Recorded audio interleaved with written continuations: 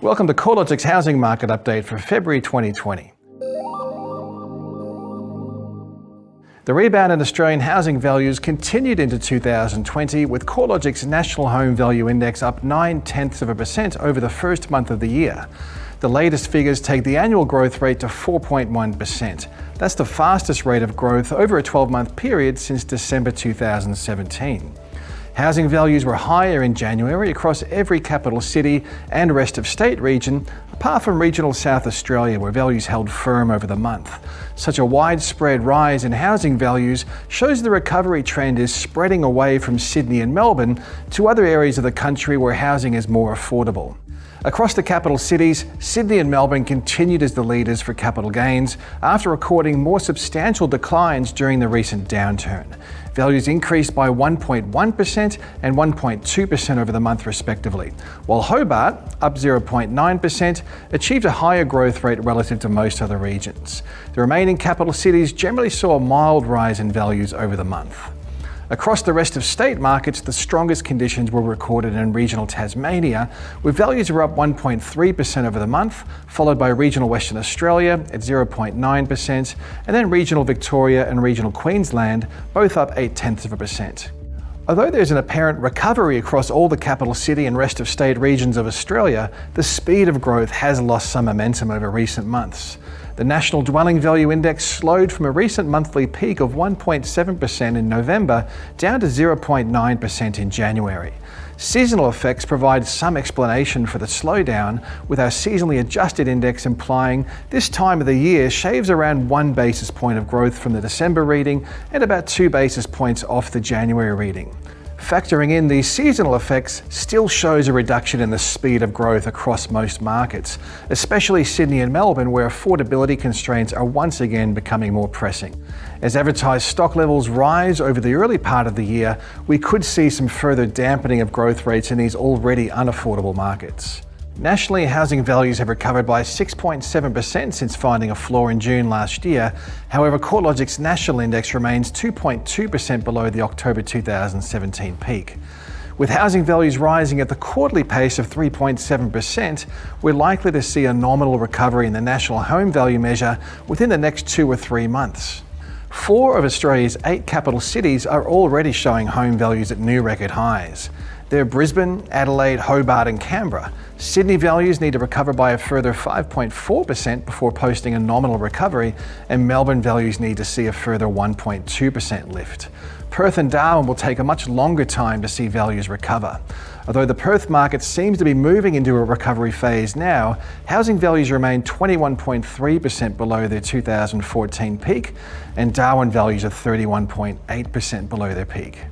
Since finding a floor in May last year, Sydney dwelling values have recovered by 11.2%, but they remain 5.4% below their 2017 peak.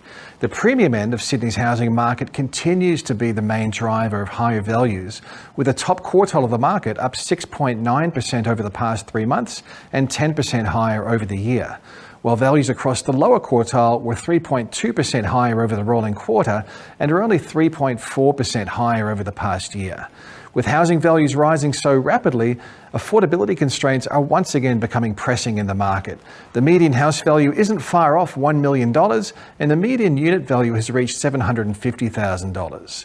As affordability worsens, we expect the pace of value growth to slow and demand to trickle down to more affordable areas of the market. Overall, the January results show a continuation in the recovery cycle and confirms that many of the smaller capital cities have already seen housing values recover from the recent downturn to reach new record highs. Of course, January can be a hard month to read the housing market. Seasonal factors deliver a reduction in sales activity, auction markets become quieter, and listing numbers drop sharply. Through February, we should receive a much better feel for housing market trends as activity returns to normal. Despite the seasonality, there is evidence to suggest that housing value growth rates are tapering in Sydney and Melbourne, although with values rising at more than 1% month on month, this pace of growth is still unsustainable considering household income growth is sluggish and housing affordability challenges are worsening. The ratio of housing values to household incomes, based on data to September last year, has risen to 8.5 in Sydney and 7.4 in Melbourne. That's up from a recent low in the June quarter of 8.2 and 7.2 respectively. Since September, the ratio of dwelling values to household incomes is likely to have increased further, considering the low rate of income growth together with higher housing values. Housing remains more affordable relative to the highs of 2017. However, it is clear that affordability is once again becoming a formidable barrier to higher buyer participation in Australia's largest cities. Smaller cities, including key affordable regional markets where economic and demographic trends are healthy, may offer some insulation from these affordability constraints. Looking ahead, interest rates are expected to see further reductions, which along with consistently strong population growth, is likely to continue to support housing market demand. From a supply perspective, new housing construction remains in decline, despite the recent uplift in dwelling approvals over the past few months. This may lead to undersupply pressures across the new housing sector later this year, providing support for housing prices through the year. A big test for the market will be advertised supply levels. As the market moves out of the festive season slowdown, we're expecting more homeowners to take advantage of the strong selling conditions and recovery in housing prices. Advertised listing numbers remain below average through most of 2019.